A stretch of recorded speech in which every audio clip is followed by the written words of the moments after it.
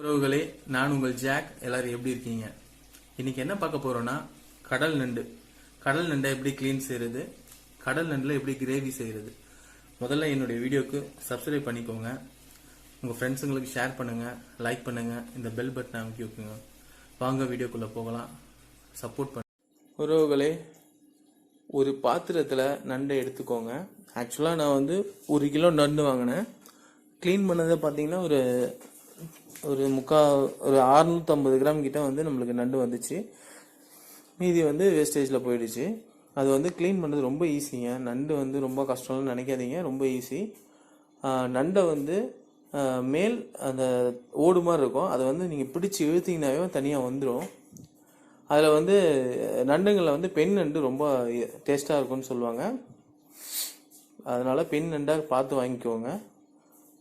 தேவையில்லாத உங்களுக்கு கால் பிடிக்கலன்னா அந்த காலில் சின்ன சின்ன முனையில் அந்த கால் பீஸ் இருக்கும், அது பிச்சு போட்டிருக்காங்க. ஏன்னா கால் எல்லாத்தையும் பிச்சு போட்டுறாதீங்க. சில பேர் நண்டு பெருசாக இருந்ததுன்னா அது பாதியாக கட் பண்ணிப்பாங்க. ஆக்சுவலாக நான் வாங்கின நண்டு மீடியமான சைஸ் இருந்ததால் நான் அதை ஃபுல்லாகவே போட்டுக்கிறேன். அதை ஓடெல்லாம் எடுத்துகிட்டு உள்ளே இருக்கிற குடல்லாம் எடுத்து போட்டிங்கன்னா அதுக்கப்புறம் நீங்கள் தண்ணியில் லைட்டாக அலசிட்டிங்கனாவே நண்டு பர்ஃபெக்டாக க்ளீன் ஆகிடும். லைட்டாக மஞ்சத்தூள் போட்டு லைட்டாக உப்பு போட்டு அதை க்ளீன் பண்ணிக்கிட்டிங்கன்னா க்ளீன் ஆகிடும். ஒரு பாத்திரத்தில் எடுத்துக்கோங்க. ஒரு கடாய் எடுத்துக்கோங்க. சிறிது தேவையான எண்ணெயை ஊற்றிக்கோங்க. அதுக்கப்புறம் கடுகு தேவையான அளவு போட்டுக்கோங்க. சீரகம் 1 ஸ்பூன், சோம்பு 1 ஸ்பூன், பட்டை லவங்கம் கொஞ்சம் போட்டுக்கோங்க வாசனைக்கு.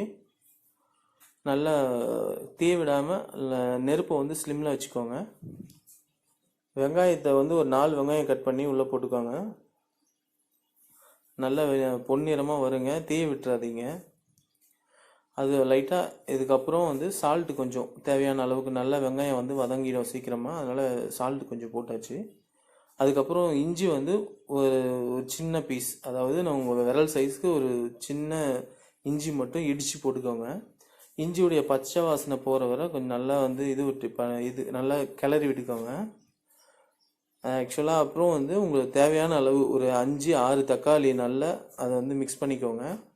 நீங்கள் கட் பண்ணி போடுறதா இருந்தால் கட் பண்ணி போட்டுக்கோங்க. எனக்கு கையில் செஞ்சதால் நான் கையிலே பிசைஞ்சு விட்டுக்கிட்டேன். அதுக்கப்புறம் லைட்டாக மஞ்சத்தூள் போட்டுக்கோங்க. அப்புறம் நான் ஆச்சி மிளகாத்தூள் தான் யூஸ் பண்ணேன். ஒரு 2 ஸ்பூன் ஆச்சி மிளகாத்தூள் நாங்கள் அதில் போட்டு மிக்ஸ் பண்ணிக்கிட்டோம்.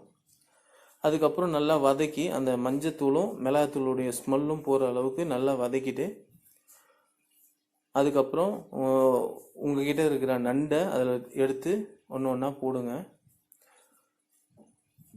நண்டை ஒன்று ஒன்றா போடுங்க. போட்டுட்டு அந்த மசாலா கூட நல்லா மிக்ஸ் ஆகிற வரை நல்லா கிளறி விடுங்க. நல்லா மிக்ஸாக கிளறி விடுங்க.